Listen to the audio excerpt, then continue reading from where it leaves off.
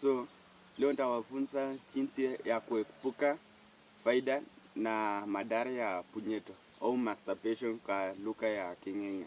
So faida, kwanza, mtu mwenye anafanya masturbation au punyeto akaramiki wanawake wowote, hata awe ana wanawake wa anasa kiasi gani, hawezi kupea hata shilingi 5. So hiyo ni faida ya kwanza. Faida ya pili, apati magonjwa ya zinaa.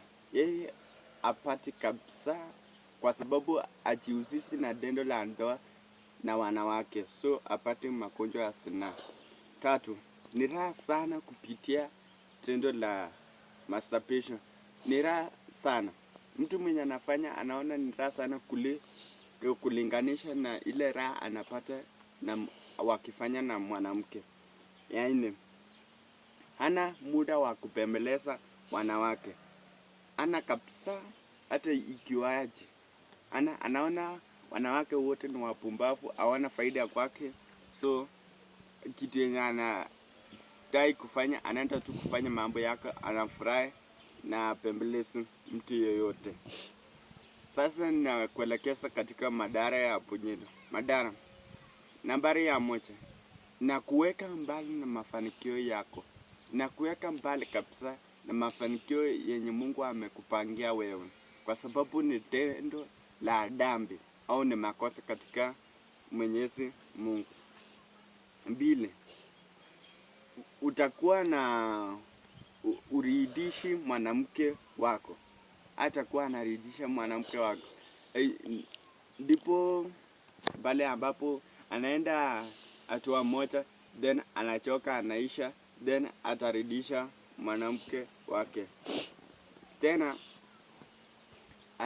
asiporidhisha mwanamke wake kwa ndoa, utapatikana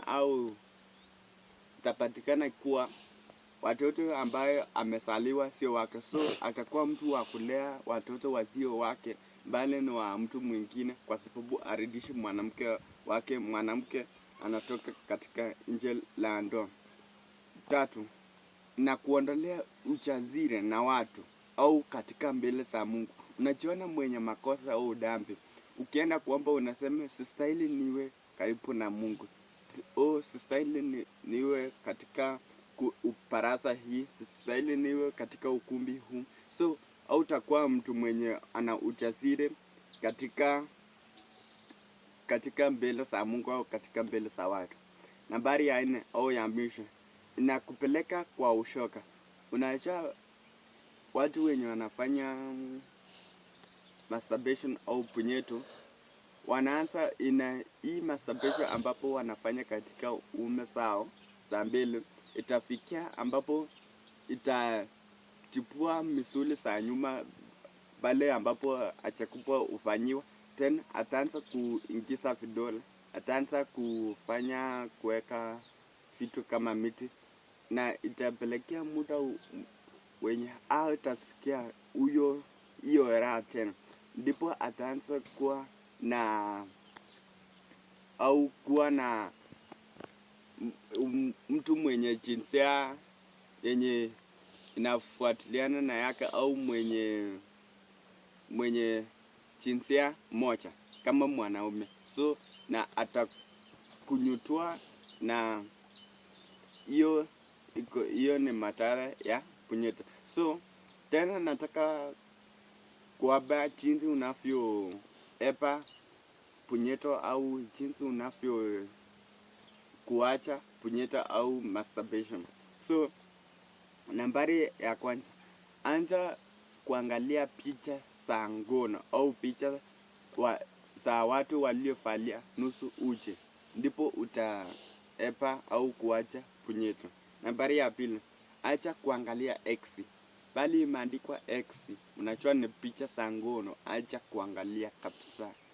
Doroka, hata enda angalia watu wenye wanaimba katika TikTok au YouTube. Enda angalia movies, sio mambo ya X. Nambari ya 3, acha kukaa peke yako na usiweze kuoasa. So acha kukaa peke yako katika upweke, anza kukaa na watu kuwa unachadili mambo na watu, na uache kuwaza eti nilifanya makosa siku ile, ningalijua nisingefanya, ningalifanya hii nisingefanya hii leo, ningalifanya vile nisingewaza leo. So acha kuwaza. Nambari ya 4, tafuta kazi inayokufanya busy. Tafuta kazi inayofanya busy. Kama unasoma, kama unafanya kazi ya kulipwa, kama tafuta tu kazi inayokufanya busy. Usiwaze hiyo mambo ya masturbation. Nambari ya 5, usifuate wanawake wasio wa level zako. Wachana nao. Usifuate eti nampenda ule mwanamke, ni mzuri. So wachana nao. Mwanamke wako atakuja. Umebarikiwa na mwanamke wako na Mungu. So huyo atakuja pale ambapo Mungu atasema imefika wakati wako. So achana kufuatana na wanawake wasio wa level zako. Nambari ya 6 ni fanya mazoezi. Fanya mazoezi kama press up, fanya mazoezi kama pull up, hizo zote. Fanya mazoezi zinazorudisha mishi au misuli zako za kiume, ndipo uweze kufanya tendo la ndoa tena vizuri, au kuweza kumakinika.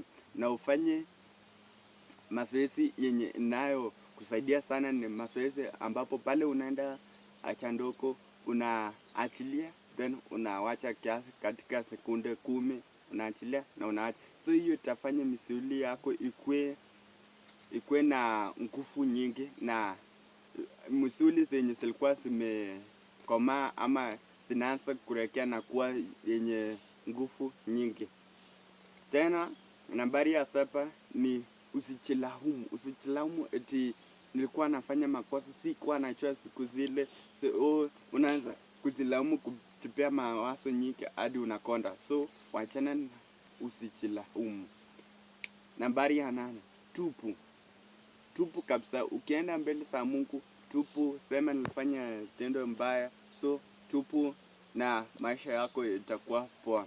So subscribe to my YouTube channel and follow me for more updates yenye tutasaidiana na how build our life ikue better. So guys, thank you. God bless you.